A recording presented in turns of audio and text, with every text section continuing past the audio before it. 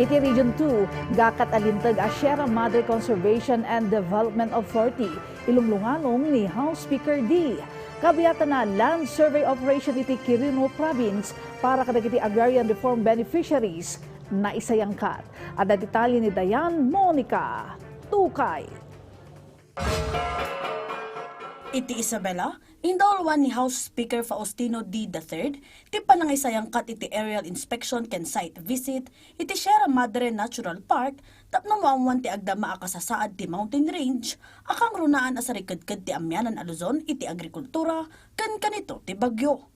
Nasukim at ti protected areas, watershed systems, biodiversity zones, ken ti asidag a komunidad iti lugar, at direkta a maapektaran iti illegal logging, deforestation, ken climate change.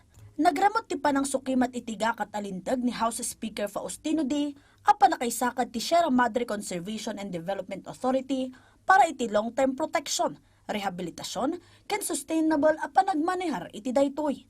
Ti Sierra Madre ket addaan kalawa nga agarup 16,000 square kilometer, wenno mapatapata a 1.4 million hectares ang masarakan iti eastern coast ti Luzon, amang saksakop iti 40% a kabakiran. Iti Quirino, kas pa nagraggat ti Department of Agrarian Reform iti direktiba ni President Ferdinand Marcos Jr. ang mapatibkar ti land ownership ken tenure dagiti agrarian reform beneficiaries nang isayangkat da iti land survey operation. Panggap dati patas a panakarukod dagiti daga, tapno may paay ti umno asukat tunggal benepisyaryo, ken maadanda iti sarili da at titulo. Dagiti agtultuloy a survey ket manamnama makagungguna iti ad-adupay ang manalon iti probinsya. Babaan ti parang paay ti umisa a dokumentasyon ti daga, ken panang patibkar iti seguridad, ti panagtagikwa.